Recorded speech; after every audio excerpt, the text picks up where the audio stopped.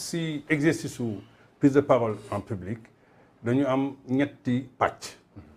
benn pàcc bi mooy la ngay wax que nga bind ko wala nga improviser ko ñu tuddee ko le verbal beneen bi di waxin wi naka nga koy waxee muy paraverbal te ak beneen bi si mujjee mooy gestuel mooy non verbal soo xoolee su ma décrypter Ousmane Sonko li may gën a intéressé mooy dans un premier temps discours am mën na nekk discours boo xam ni mën na nekk n'importe quel discours du ma dugg si fond wu discours bi mais damay dugg si ni ma koy interpréter muy paraverbalam dugg à la fin aussi si gestuel bi si non verbal bi suñu duggee si waxin wi dañu am maanaam ay outils yu bari yoo xam ni day rendre sa waxin sa prise de parole efficiente benn bi mooy na nga koy waxee le débit maanaam rythme bi ngay def bi ngay joxe sa discours su gaawee barab nit ñi duñ ko dégg donc gis naa ni Ousmane si discours bi te loolu lu koy indi mooy saa yoo waxee ba noppi muy benn point benn respiration la te loolu da nga ko war a aussi say discours di ko def pour que discours bi nekk dans un rythme gis naa si discours Ousmane day taxaw def benn point respirer pour mën a démarrer beneen affaire bi mooy intonation yi par exemple si discours am su waree wax benn opinion bu fort day jël benn mot boo xam ni mot boobu da koy jolli tubaab bi géwél yi dañuy wax da koy jolli da koy amplifier le mot donc loolu gis naa ko si discours Ousmane Sonko leneen li ma gis nag loo xam ni dinaa ko nangul mooy si benn outil bu ñu tuddee diction maanaam baat bi set na macha allah articulation baat bi tamit mots yi tamit du ko fourcher maanaam mots yi dina ko wax comme ni mu ko war a waxee loolu aussi li ko indi mooy diagnostic bi ma def si baatam ndax góor ñi dañoo am ay baat différents jigéen ñi am ay baat différents góor ñi baat bi ci gën a kawe mooy baatu alto yegg si ténor yegg si baryton ba basse donc selon que nga nekk loolu ñu ko tuddee si ñun tessiture selon que nga nekk dans une certaine tessiture on a des choses à travailler liées à la naturalité de la tessiture par exemple Sonko c'est un baryton moi je suis un baryton président Macky Sall c'est un baryton même si baryton yi am na ay différents types de baryton suy wax en général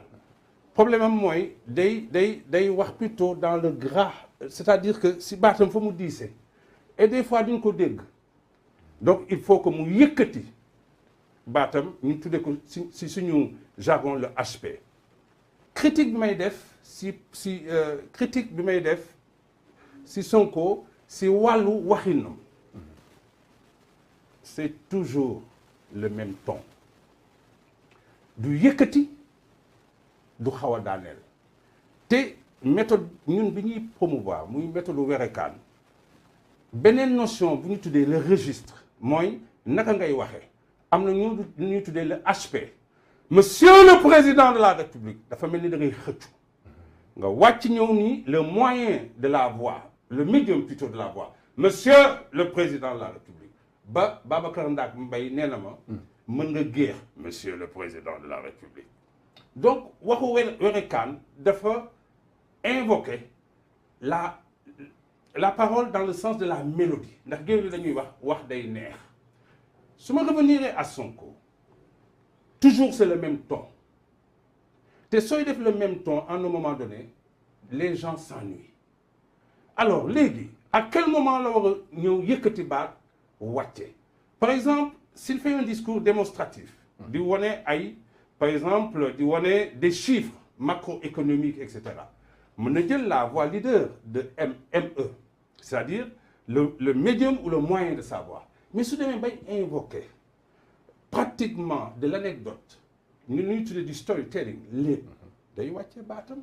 ndax loolu mi ngi ut day notamment bi muy wax les victimes ñi gaañu.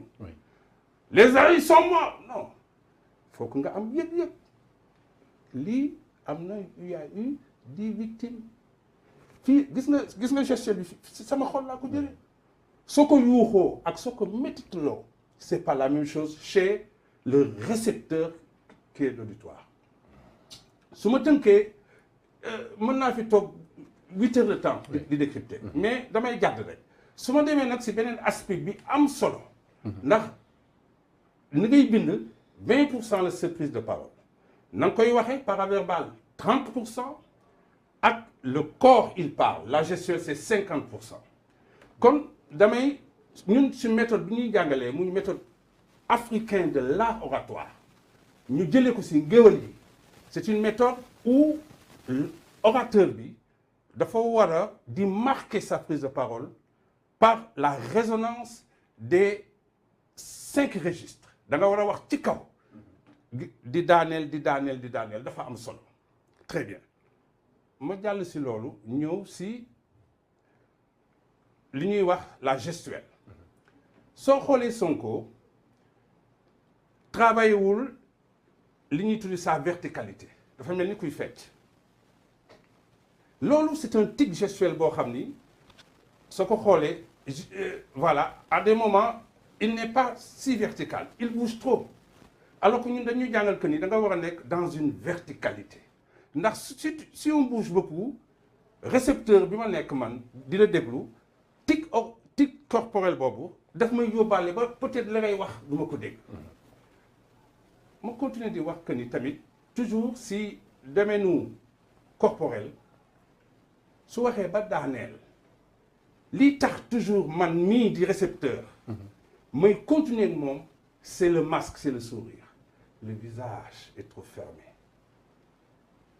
le visage est trop fermé nay sourire un visage très grave vous avez vu alors